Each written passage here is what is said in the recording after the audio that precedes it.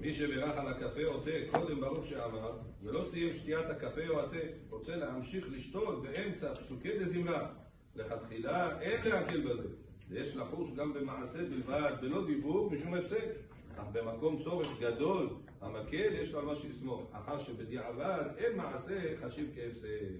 One of our dear friends over here, our dear Yosef, asked, Rabbi, what's the proper way that you're allowed to make the sha'akol, and what's the proper time you're allowed to drink the sha'akol in the morning? So the halakha says that in the morning when a person wakes up, he is not allowed to eat before he came to pray shacharit.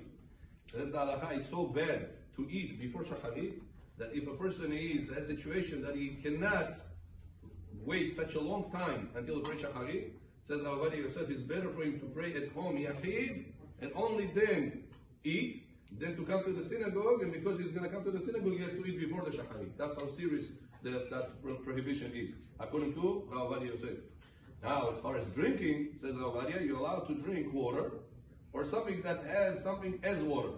For example, if you put water with sugar, you put water with coffee, something like that a person is doing, he has to rely on drinking before shacharit.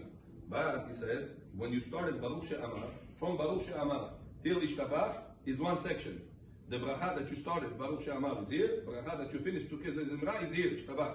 So therefore says Avadia, in this between Baruch She'amar to Ishtabach, you're not allowed to interrupt with anything, even if you don't talk. It means no text messages, no checking on emails, no reading newspapers, even if you don't say, you just read with your eyes. The fact that you're interrupting with the fact that you don't praise Hashem, you said, Baruch Atah Hashem Melech Mehulal Batishbachot, right? This Melech Mehulal Batishbachot. So since you are praising HaKadosh Baruch Hu right now, you're not allowed to interrupt with drinking, not allowed to interrupt with text messaging, you're not allowed to interrupt with any ma'aseh. Even if you don't speak, you just interrupt by doing something. Halakha says you're not allowed to do this. But what if a person is hazan? His voice is dry. If he's not going to drink something, he cannot continue praying. He cannot continue praise. So it says Rabbi Yosef, b'makom tzorech, if he has a big need, he has to rely on drinking because it said the she'akol yabit before Baruch She'amar. That's if a person is hazan, ba'al koreh, situation that his voice is dry and he needs that.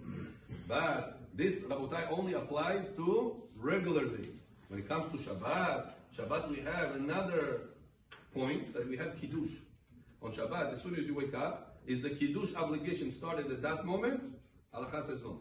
Kiddush obligation starts after the Shacharit. After you finish the Shacharit, now you have obligation of Kiddush. So if you want to go downstairs between the Shacharit and Musaf, in order to drink coffee, you cannot drink it like this. You have to make sure to do Kiddush.